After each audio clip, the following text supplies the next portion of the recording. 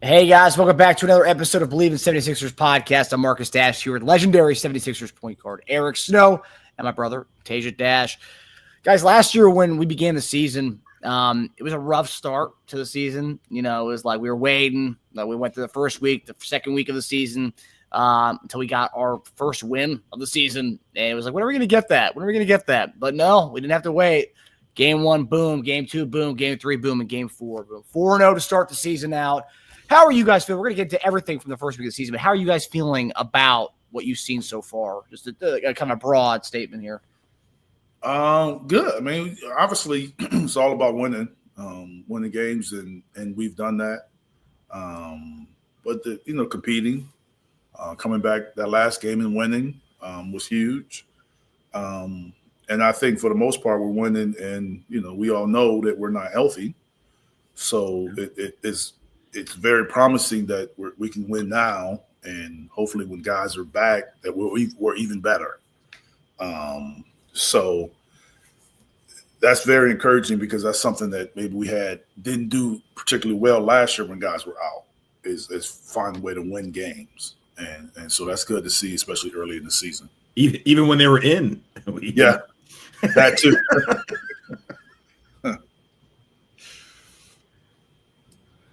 Tej, broad stroke of what you've seen. I know we'll get into. I'll go rapid fire. Obviously, what stands out: early development of EJ. Looks like a vet out there. He's so smooth. All the apparent weaknesses they talked about coming out of the draft, they're just not there so far. Really, he hasn't shown really hardcore weaknesses over the first 4 games. And there's going to be nights where he struggles. Obviously, he's a rookie, and even like vets struggle from time to time in certain matchups and certain nights. I mean, that's all part of the adjustment period for him.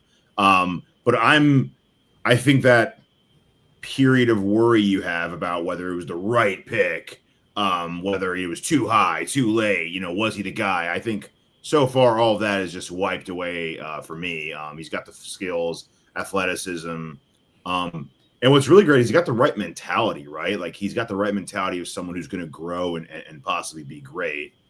Maxey's Maxey. I'm not really surprised at what he's doing.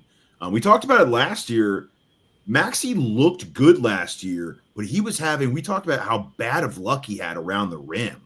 Like a lot of those were rimming out and he wasn't hitting his floaters. A lot of his previous high percentage shots weren't going in last year. We knew there was going to be positive regression with that. So that's happening now. He's just hitting all of those that he should have been hitting. Grimes building off what he did last year, but this time with a winning team. He's 18-5-4 and shooting 48% from 3 right now. So, I mean, eventually we're going to have a killer bench. I mean, he's playing like 30 minutes a game. So, I mean, he's a bench player, but he's playing a lot. Bona, shot blocking, lob threat force. I can't be happier with what he's doing so far in his limited minutes. I mean, just all the guys seem to be contributing and seem to know their role. Kelly's playing great to start the season, double-double his last 2 games. He's crashing the boards. Drummond's averaging 7.5 rebounds in 13 minutes. Like, that's what we wanted when we got it. That's what we envisioned, right? But overall, we're just really young, fast, and most importantly, I think right now we're just fearless. We don't give up, and the game just never feels over, whereas last year they felt over really quickly, and they really early in games. Last year, I remember it was pretty much all season, but I remember like when we were earlier on the season, we still had promise and hope, especially on the show. I remember the one thing you said, Eric, was like, this team doesn't really have an identity. There's no identity here. And I feel like already after 4 games, we kind of already know what the identity is. It's just high energy. I mean, would that be the energetic kind of vibe? What would be it's like, to be honest with you, it's still kind of up in the air because we don't know when all the guys are playing, what are we going to do? I think it's an identity shift a little bit with Joel's, injury, because that seems to be something that's going to be here for a while, that's not going to go away for a minute. So we kind of are shifting to a perimeter team, I may say. But I'm still kind of struggling on who we are, because I don't know if the Maxey shooting 25 to 30 times and VJ getting 20 shots a game. Like, I don't know if that's going to be like who we are with everyone. So I think now we're just winning games by competing and playing hard. And what we have done is been able to put people in position to kind of do what they do best. Yeah. So the identity is probably still developing on who we are. And some of that won't be, like I said, won't be defined until we are kind of, fully there, full roster a little bit. Yeah. Yeah, I agree with that. Yeah, it's good to see us winning in the meantime, though, right? Like, it's nice to. Whereas I think in the past, when we were always waiting for somebody, we were always waiting to see what we were gonna be. We never seem to win those. We're winning in transition, which is great to see finally. Yeah, I mean, we had 2 games that in the past, and even last year, we would have lost at Boston and in Washington, DC. We would have lost those 2 games last year. Yes. Yeah. But maybe by a lot, because like we would used to hang around. When we were down, we would have, we would have, something would have happened, and we would have lost that. Yeah, even like the Orlando game, we had a pretty good lead, and then like it would shrink, and then we would extend it, and like in the past we've seen multiple those leads just break down altogether. Some of the statistics I've seen over the last few days have kind of stood out to me. I'm just curious what your guys' kind of thoughts are. I know you mentioned Eric that Maxey's shooting at a high clip, and he is. He's averaging 4.5 threes, 4.5 threes points made on a 47.4 3-point percentage. Grimes 3.3 threes made per game so far, 48.1 3-point percentage. Oubre, who I know it gave him some flowers. 2.3 3-point pointers made on 45% from 3. VJ 3 threes per game, 42.9%. And a lot of people said he couldn't shoot, and I mean so far he looks great.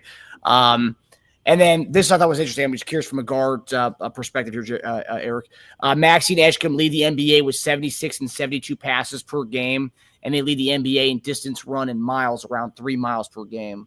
What stands out to you when you hear a stat like that? He's high energy. Because he's constant movement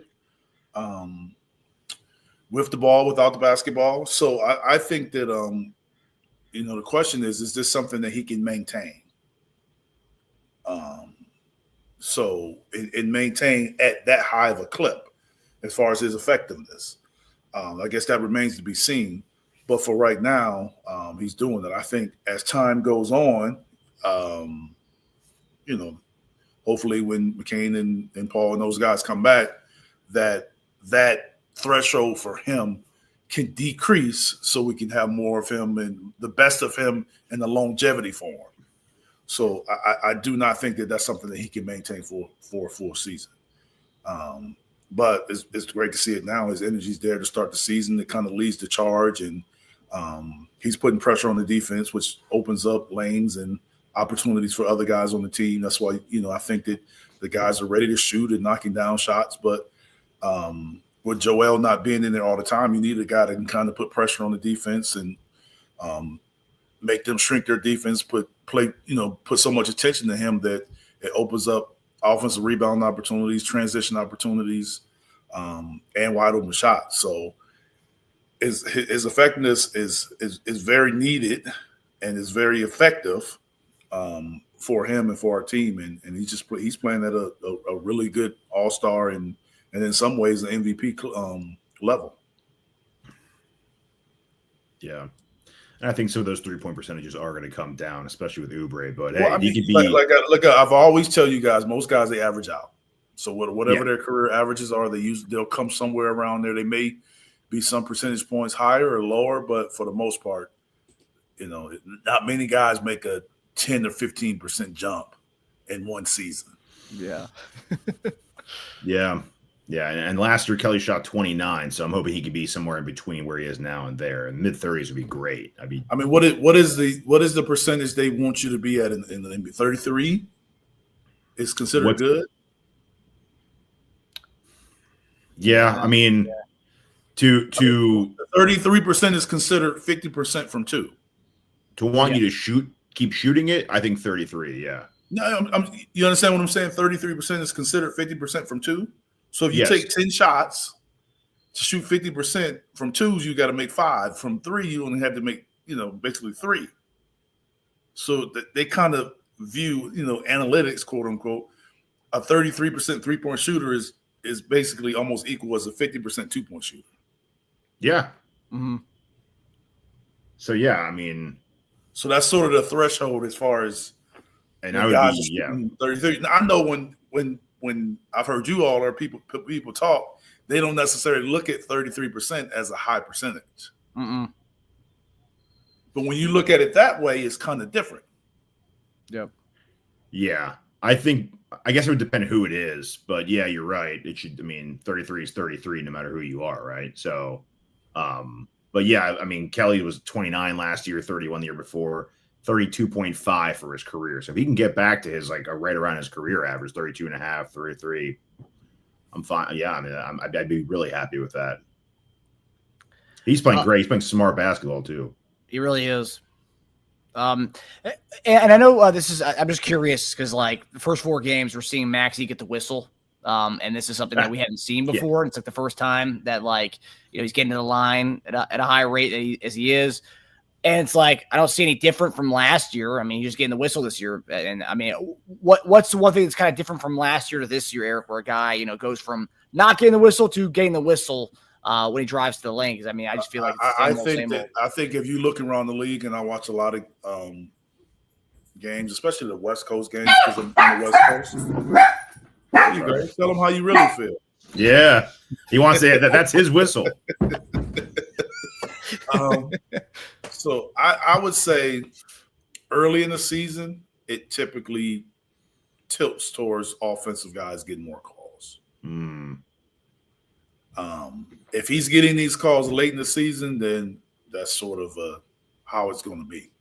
But you usually see it, and the guys will start complaining, shoot too many free throws, this and that, and then you'll see it kind of as it gets closer to the playoffs, guys complain about not getting calls. But it's always tilting offensively, especially at the beginning of the season, where guys get into the line a lot. I mean, it's across the league. I mean, I watch, like I say, I watch the West Coast games a lot more, and it's it was one game. It was was it the Golden State game? Each team shot 40 free throws or something. What game was that? I mean, Butler had 18 in that game, so that might have been the one. It was. I can't remember the game, but I think it was both teams. I don't know if it was the Lakers and Golden State that first game, or it was something. But both teams had almost 40 free throws. No, it was Oklahoma City and somebody. Oh, it was the day that I think Shea had 20 something. It was Oklahoma City, Phoenix. Maybe. No, it might have been Houston or whoever they played next. Houston, yeah, that's probably who it was then. I think it was Houston the first game. I think it was 40-some free throws that first game. Jeez. Yeah, you're right. Maxey had Maxey averaged 9.5 free throw attempts through the first 4 games last year. Yeah. Huh. And then he went down. And then he went down to 5.5. Yeah. The season, so. It's usually the beginning of the season. Yeah. They tilted, and you start hearing some complaints. And yeah, he had 9.5 through the first 4 games, and then that was 4 games in October. And then and through November, he averaged 2.6 per game in November. I mean, so essentially it's too early to judge if he's going to get this whistle all season then. Yeah, I don't think that it'll drop like that. I think if he continues to attack, it'll help. But I do think that a lot of people, teams will start sending their clips in hey, this isn't a foul. Or, to start protesting, look at this call he gets. So all of that stuff starts kind of going into the league offices as the season goes on, and then it gets evaluated differently. Yeah. Well, we can only hope that it sticks around for a little bit longer. We like that whistle. We didn't get to have it that much last year with Embiid, so hopefully Maxey can take the mantle for that. Yeah. Just a few more things on the other team. So Sixers 517 points scored through their first 4 games. It's the second most in franchise history behind the 1966-1967 season. and fifth best defense and number one offense in the fourth quarter so far this season. Good. Nice change of pace from years past, or at least from last year. Literally. All right. So our next topic here, we mentioned Joel Embiid. It's funny, we went through a whole topic talking about the team, and Joel Embiid wasn't, the focal point, which is a good thing, right? We finally have some surrounding pieces for him, but I feel like Embiid has gotten a lot of mixed reviews on his performances so far. Obviously, he was crapped on for his Boston performance, but even his other games, people are still just nitpicking at Joel Embiid, and he's on a 20 to 25 minutes restriction so far, but he's put up 20 points. I think I saw a stat the other day that it was the fastest 25-5, he had a 25-5 game, and it was the most points and rebounds assists in the least amount of minutes. At least amount of minutes in like NBA history or something, some crazy statistic like that. But nonetheless, people are talking about his lift and not really having it right now. So what do you guys make of Joel Embiid's performances so far throughout this early part of the season? It's obvious he's not completely healthy.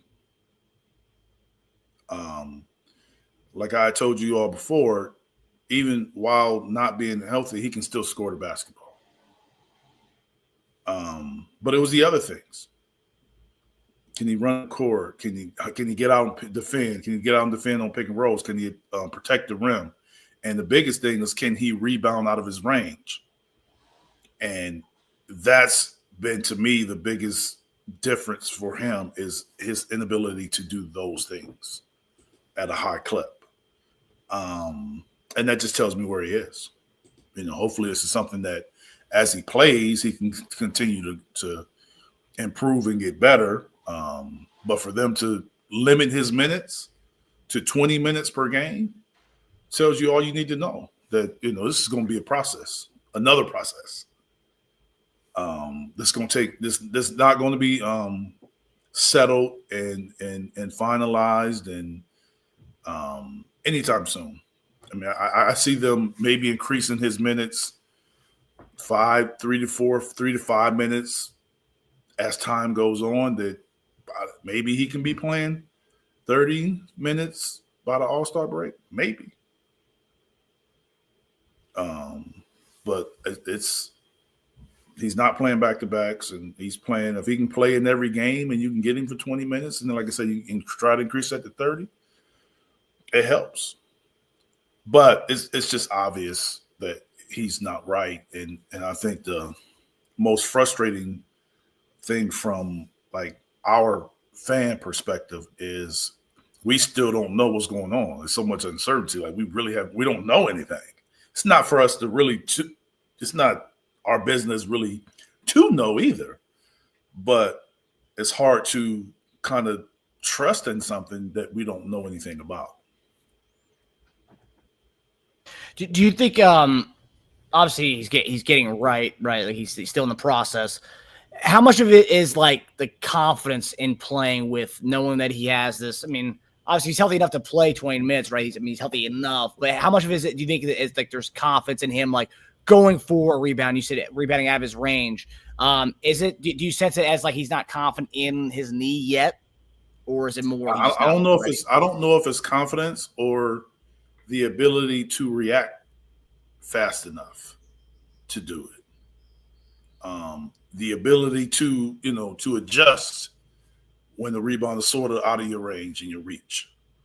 Do you understand what I'm saying? Out of your range or your reach for a rebound? Yeah. If he spreads his arms out, anything that's outside of that, or lifts his hands up, like anything that's outside of that range, he doesn't. If you watch, he doesn't really go after that. It's like if you can't reach it, it just kind of somebody else gets it. Yeah. Where in the past it was he would go block a shot, go and get a rebound, and that's how you go from 5 or 6 to 12 to 14. So I noticed it on blocks too, ones that he used to try to go for. Yes, he would try to swat at. He won't even go for them. So is it kind of he knows I can't go get it, or he just can't, or he's trying to do it and really can't get there fast enough? We don't know. So I think as time goes on, we'll kind of see if it's confidence. I'm not sure it's confidence. It's from a standpoint where he's like, I'm not going to try to do that. I would say it's more of, I just can't do it right now, more so than I'm not going to try to do it. That would just be my guess. From a guy that played injured, you kind of do what you can do. Some things, you kind of know, or your body will tell you like, nah, can't do that, buddy. So I don't know. I mean, I think, as time goes on, I may be able to answer that question a little better. But for right now, it's this is, and I've said it, like I told you, I said it before. Can he do all those things? And that'll tell me where he's at. The defense, the pick and roll defense, the rebounding, the blocking shots, that tells me where he's at. Because offensively, as you see, he can go get 20. He can get 20. Yeah. And people said he can't jump. Have you seen that picture of him celebrating with Bona? Dude, yeah. he got up there. That's like, people are like, why can't you jump like that in the game? He's clearing it. He's jumping so high in that picture. And it's like, yeah, I haven't seen it, but it's different when you're on the court and on the side. It is different. But he can. That's what I'm saying. He can jump that high. It can jump that high if you're just jumping up. But if you're reacting and then jumping, or you're banging and then jumping, it's not always the same. And he doesn't jump that high on his jump shot. And a lot of times on rebounds, he doesn't necessarily need to jump that high because he's usually no one's really contesting it with him. Yeah, yeah. So, yeah, I mean, if you look at, like, VJ jumps really high, right? Right? Yes. How often outside of a dunk does he jump as high as he jumps? Yeah. Usually when I've seen the players jump the highest is when they just do the verticality jump and they just jump straight. Yeah, that's what I'm saying. Like, how many guys actually jump that high on a regular basis, like that, as high as they can jump? Yeah, not often. Not often. I mean, not very often. Yeah. Yeah, I just want to see progression. I want to see him just get better and work through this. I'm hoping it's something he can work through. Mm-hmm. I'm not that disappointed because I really wasn't expecting just to see MVP Embiid out of the gates. I don't know why people would think they were just going to see that. My goal for him and what I hope he can do is get 75-80% of what he was and give me about 27, 28 minutes a game with no back-to-backs, and I'd be pretty happy with that for our team. I think that's not what we dream of, but I think that's a very happy end result to have. So I'm just going to give him time, and just because he's back, I think people just assume because he's back on the court that they're going to see him back where he was. So there's no reported issues, right? And that's just that's not the reality of it, right? That's not my reality at all. And like you said a million times, Eric, like you have to be on the court playing to truly, like, only that can replicate the game. Like, I don't care what you do on the side, what you do at working out, try to stay in shape. Like, you have to play, right? So he's working through a lot of rust while he's playing and shaking off all this. And he's playing consistent ball for the first time in a long time, I'd say, like good ball. So it'll take some time. I'd like to see less threes. Maybe that's just the reality of it. But he's shooting 2 more a game than his career average, and he's playing 10 less minutes a game than his career average. I don't know if you're going to see less threes. Yeah, I don't think so. Yeah, I don't think you're going to see less threes because at the way that Maxey and the wings, the perimeter players are playing, and the way they're pushing, it's going to be a lot of picking, and he's more inclined to pop than roll. Mm-hmm. So if they leave him open, or if it's going to be a pick and pop. Now he may pick and pop to the elbow, to the elbow area, but you're not going to see many. He may ISO from the elbow area, but he's not. The threes, I don't think is going to go down.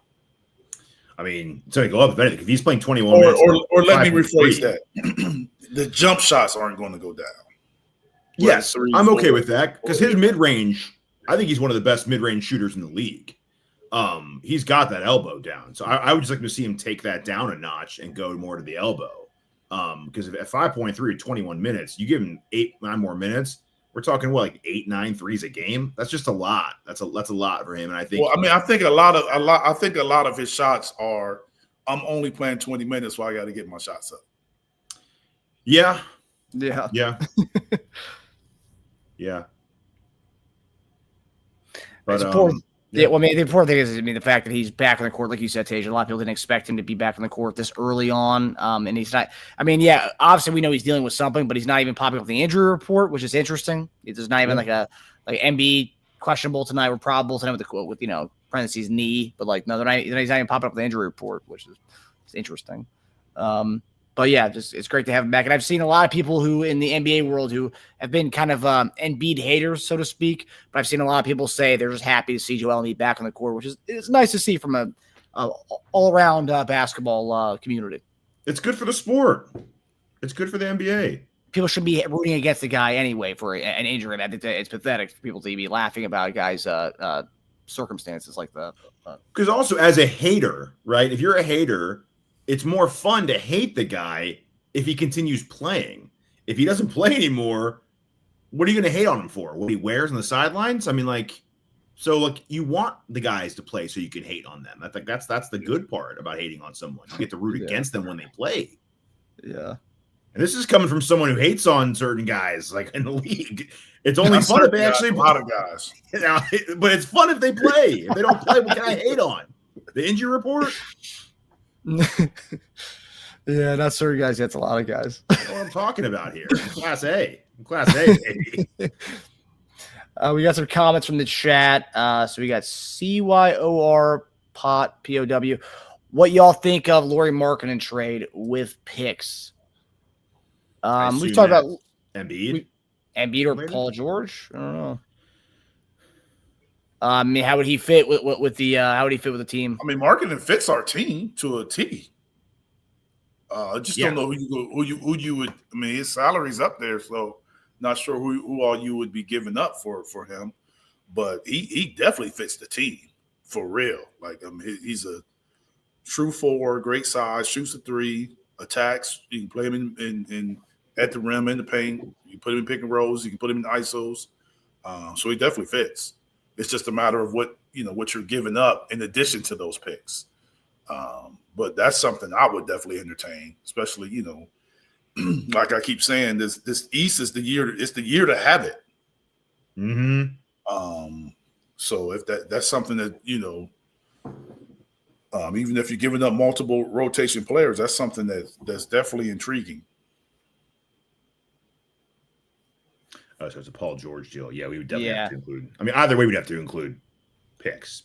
Probably the Clippers picks. Oof. Yeah, I know. No, I'm saying Paul definitely would have to be a part of that because of the salary match. But he said Paul, Eric Gordon, I mean, I would do that. The issue is whether Utah would do it. But I would do that. You know what I'm saying? Utah, maybe when they're trying to shed salary. But I think what will hurt us with that is Paul having the multiple years left. Could hurt that. But I would do that trade yesterday. We'd have to sweeten that up with some picks, but yeah. Yeah, and we give us that 4 we've been wanting with Markkanen. Be a nice starting 5 there.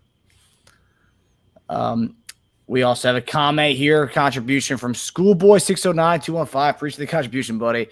I don't know, Snow. This backcourt looking like AI and Hughes. I can see that. I can see. Especially Larry, and VJ were very similar. Both elevate and wasn't really considered 3-point shooters, but can make threes. Yep.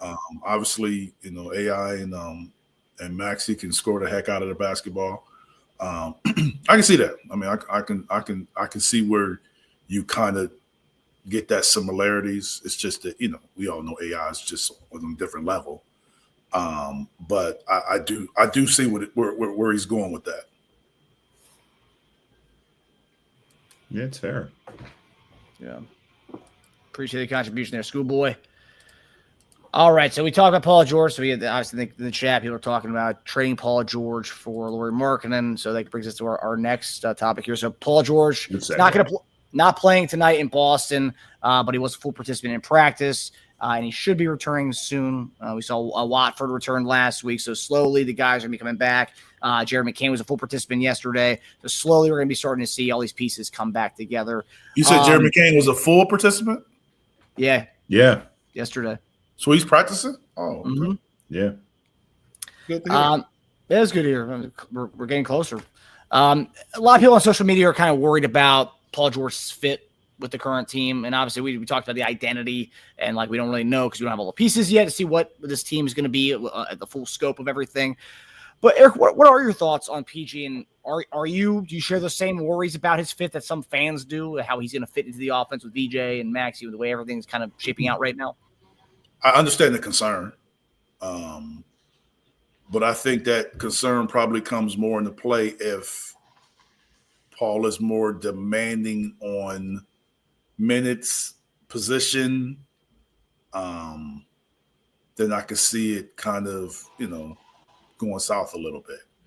I would hope at this stage of his career and coming off an injury that Paul is more willing to let it kind of happen more naturally and kind of fit into more how it's going instead of them kind of adjusting to him.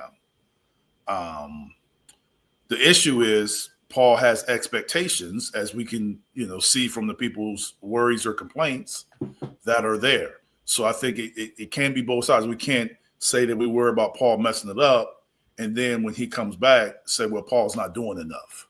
Like if you want him to do more, then some other guys, he's going to have to do more. So correct. I think let it happen naturally, because he's a guy that no matter how you feel about him, he's a guy that can really help us. I believe that it'll be slow and gradual. I think he'll be at least initially on the sort of minute thing. It's not really a concern of mine. It's just more of a wonder or interest is how they're going to play him.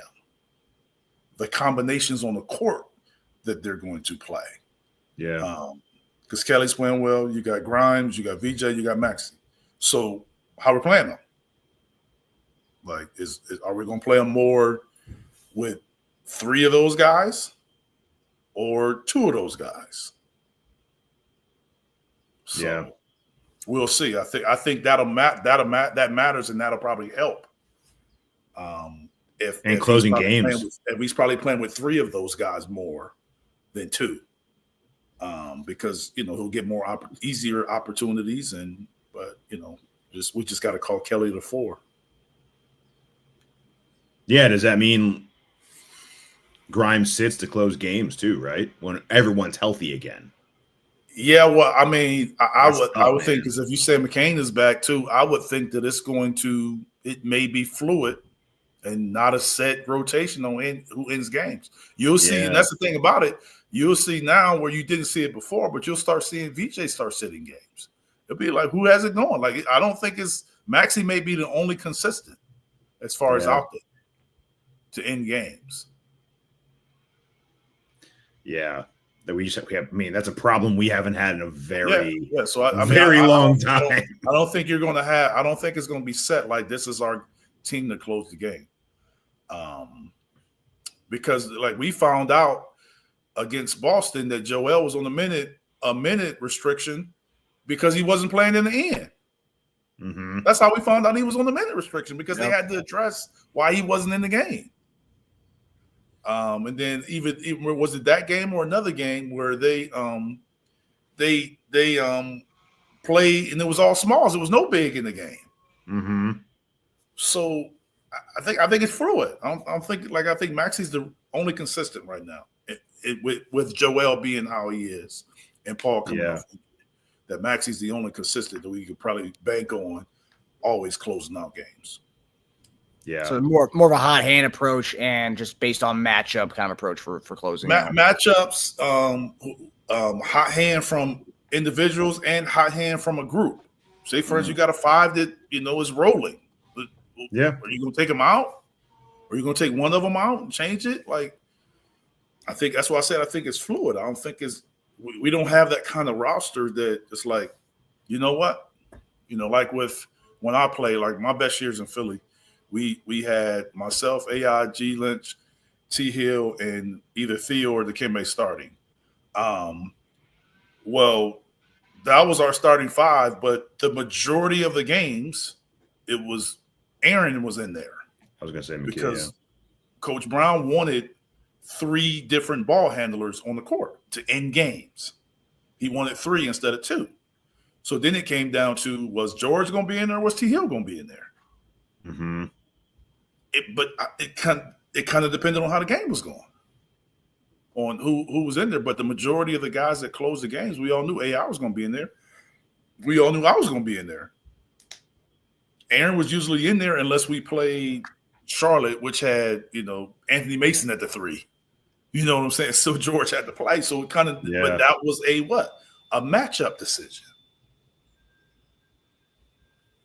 So it's fluid. Like I said, you have your regular guy. I think that Maxey's right now is that guy. When Mm-hmm. everybody's back, he's the guy that we can kind of bank on being, coming back. Yeah. I mean, I think it's a good problem to have, and one we haven't had in a long time. So I don't even mind that. I don't see it as big of an issue with PG as a lot of people on social media. I mean, I know he's not the youngest guy anymore, but it's not like he's a black hole on offense. Like Paul George in his career has been criticized probably for being too passive at times rather than a ball hog at times. So I can see him completely taking the passive approach, especially when he kind of enters the team. But here's where I'm saying.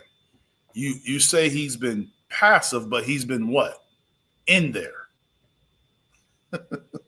Yes. So the question is he going to be willing to not be in? Or is he going to be willing to, or is he going to say, well, I'm not having success because you got me stuck in the corner? Like, I'm not saying that's going to happen, and hopefully it doesn't, but this is where things kind of turn. So I understand it's the worry or the complaints or from people because they're very legit. They're very legit and very legit concerns based on how things are going. And you have a guy with these high expectations. And like I said, like you look outside of Joel, Paul has the highest expectations on this team. Maxey's expectations are growing, but Paul, based on what he's already done, those expectations are way higher. Yeah. Yeah, he's like we know he doesn't want to be a 4. He's made it very clear his whole career. And now looking at our team, what position does he need to play? Power forward. So how could you say that might not be a concern? How could you not understand people that think that that's going to be a concern? Mm-hmm. I think the 4 aspect, yes, but that was a concern we got him. We didn't have who was our 4 when we signed him. But that's what I'm saying. So if you have that, if you looking at it, you can't be surprised that people are having concern about him coming back. All the signs point at him being more disgruntled than happy. Coming back, yes, but that's the same problem we've always had with George, that he didn't want to play 4, and we didn't have a 4. We didn't have a 4 when we signed him last year, so that's not a new concern. I'm talking about with like the play style that these guys have, and some of these guys becoming alphas. I don't think that's a problem for him yet, because I don't know how much. But that's the thing about it. Are they alphas because they're not? Him and Joel isn't out there. Or are they alphas when they're there? That's what we don't know. So that's why I'm saying it's a really legit concern for people. We got to see that. Really, I think I understand where they're coming from. And I actually think it works to our advantage that him and Joel will be coming back, or Joel already on a minute restriction, but then Paul George will be coming back on a minute restriction because it kind of eases them into of game flow that already is working offensively for this team, right? So they can slowly infiltrate and find their place in like on a minute restriction and kind of grow from there. That is in doing that, you still have to develop and call plays and sets for Paul, for Joel. Like, you still have to put them into the offense. You can't just say, okay, well, Maxey and VJ are rolling and they're shooting and you just got to figure it out. Get out there. You got to be a little more control with it. Hopefully. You got to have a little more control system. You got to understand. Now, maybe if we're pushing and it's a miss, you kind of push. But if it's a mate, then hey, we got to call a play. Well, before maybe those plays were going to Maxey. Now, or VJ. Now all of a sudden you got to call a play for Paul. Give Joel a play. So now all of a sudden those plays that were designed for those two guys initially, your call amount is going down. That's how your numbers go down. Your call amounts start going down. Can you see him bringing the ball up more often, kind of like a Scottie Pippen on this team? I don't see why. I think if he gets a rebound, he can push, but I don't see why you would initiate the offense with having those other guys anyway. Like just in general, no, I don't see why they would do that.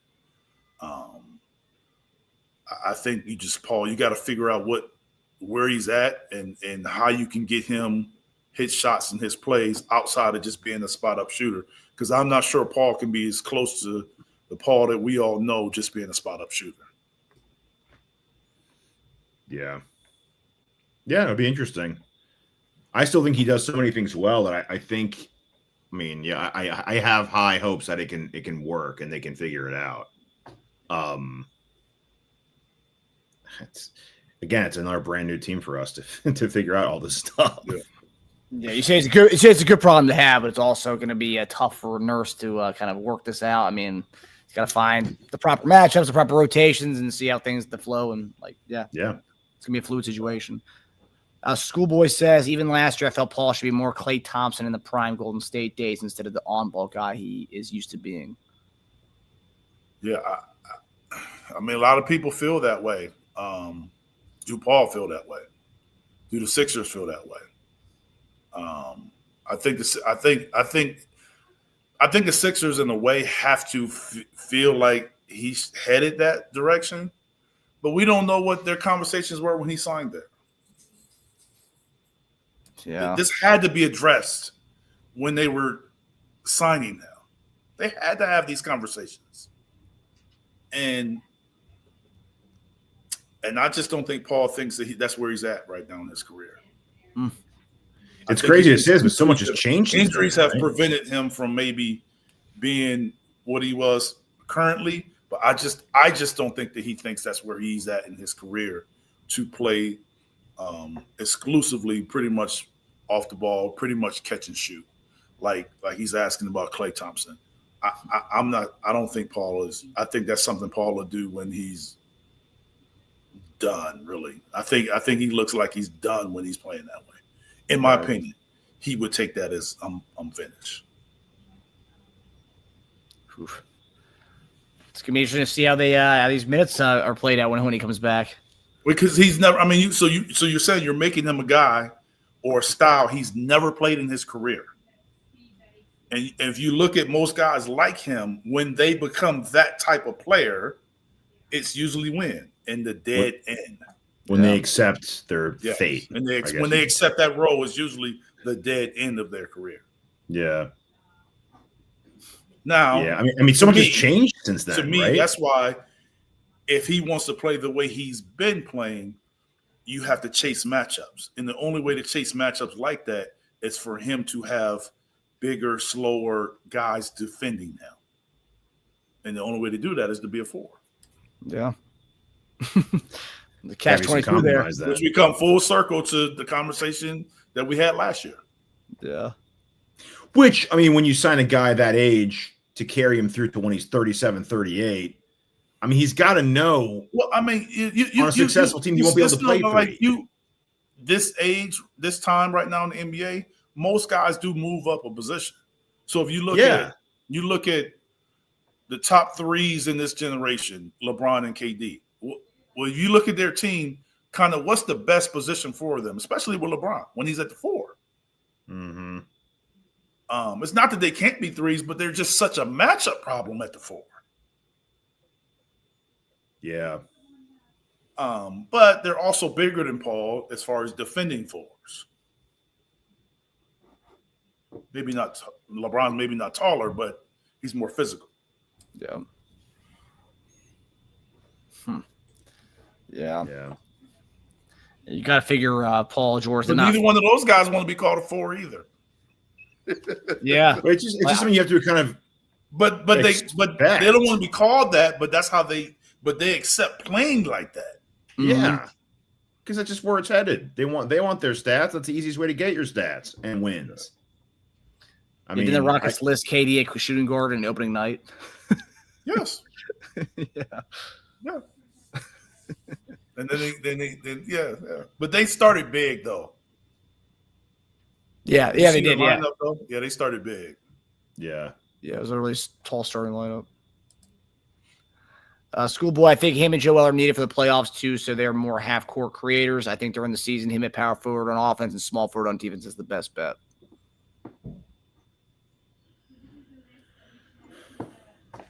Yeah. Definitely needed to win a championship. Both guys. Mm-hmm. For sure. Definitely needed to go to do what they haven't done, to go past the second round. Mm-hmm. The East is set up for us to do it with everything that's happened. I do feel that I mean, you can say he's a power forward on offense, small forward on defense. I mean, it really depends on personnel, because you can offensively you can use him like a power forward. But really it depends on if you're guarding. So say for instance, he's our 4 and Kelly or Grimes are our 3, right? Well, it really just depends on who they put on him, on who they put on Paul. So it's really their decision. So they may still put their power forward on Paul. I mean, their small forward defending Paul and the power forward on Kelly.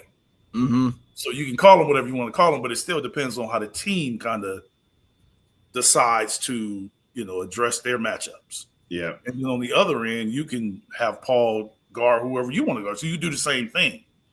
So most of the time, I've always said, is a lot of the times of who you are is really who you defend and who defends you. Kind of determines that on that particular game what you are. Yeah. Pick up basketball rules. I got you. You got me on defense. Yeah, when you little kids, you got to guard the person with the same color on wristband as you.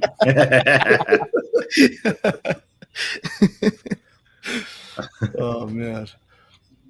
See your pop pal says, man, used to be balling too. I think East and AI was a better duo. I think so too. I like the AI. You have the longevity on our favor. I'm nowhere as near as Maxey, as talented as Maxey and VJ.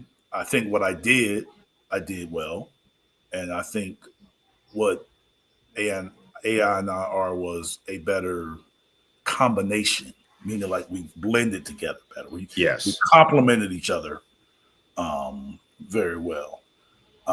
But this young group right here is special. So hopefully they continue to do what they're doing and can do it into the future and pass us by a mile. That's my hope. Yeah, 100%.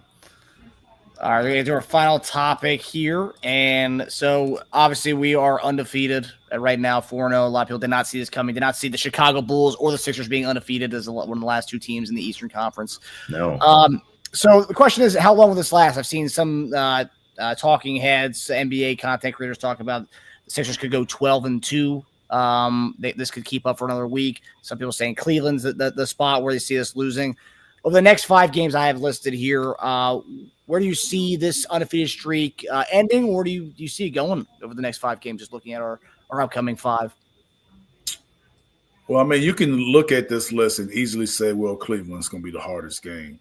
Yeah. I'm going to pick Chicago. Yeah. Ooh. Are you buying Chicago as a team this year? I'm buying them at home. I'm buying them at home. We've had success with Chicago, especially with Joel. But I think Cleveland's just the easy pick. Yeah, that's what a I was back-to-back leaning. game. So Joel may not play that Chicago game. We don't really know which game he's not going to play. I know. Drummond Chicago revenge. Drummond Brooklyn revenge too. I'm just answering the question and picking the game. I'm going to go the easy route. I think Cleveland 3 road games in a row, and that's a back-to-back. That's what I said. I mean, the Cleveland game is just so easy to pick. You know what I'm saying? I know. And Cavs are kind of struggling. They're struggling to find their way so far without Garland. They're 3-2. I think they match up against us pretty well. I think they're going to rise to the occasion. Chicago's playing well though. Donovan's got them playing really good ball. Yeah, I think we're better than Chicago, but I just know. Like sometimes you go on these road trips and you got a team that's undefeated, and all of a sudden you play a team that's like now all of a sudden it's a big game for Chicago when we come. Yeah. Vooch is playing well. Bucelis is playing well. Giddey's averaging 19, 8, and 8. So I think the game will just be tougher than because we're looking at Chicago of the past few years. I'll just go out on the limb and not pick the easy route with Cleveland. Yeah, to your point, Teja, it's a Drummond revenge tour. He's got Brooklyn, and then he's got Chicago right after that. So it's true. Both his former squads. It seems that Embiid would probably play the Cleveland game just based on the way they did the back-to-back the other night, where he didn't play Orlando, but he did play Washington the next night. So he would probably play the second leg of the back-to-back. Do you think that would make more sense, especially a bigger team? Well, I don't know because I think each situation is going to be different. The question is, he's playing if he plays the 31st and then the second. You're playing every other day. So do you play every other day? So then you sit out the 4th, and then you'll have 3 days in between Cleveland and Brooklyn, and then you'll have 3 days in between Toronto and Cleveland. Depends on how they're looking at it. Yeah, if I would map it out, I'd have him play obviously Boston, Brooklyn, sit Chicago, play Cleveland, play Toronto, just because I think we would need him more in that Cleveland game, and I think he could have an easier time guarding Jared Allen in that game. Yeah, I mean, you need him in Chicago too. But I would say that I'm looking at it from a schedule standpoint. I think it's more schedule standpoint than matchup team standpoint. Yeah, because you're playing Friday, Sunday. And then if you play Friday, Sunday, Tuesday, you have 4 days off, but you still play 3 games in 6 days versus playing 3 games in that extra day, 7, and then you have 3 games off that next game, and you're going back home. So I think strategically from a schedule standpoint, that's the path to go. From a game, I say, okay, let's go try to beat Chicago with full tilt, and then just, that's – some people would call the Cleveland game a schedule loss because of who you're playing and where you're playing, and it's the second game of a back-to-back. So that's quote unquote considered a schedule loss. That's what we used to call them.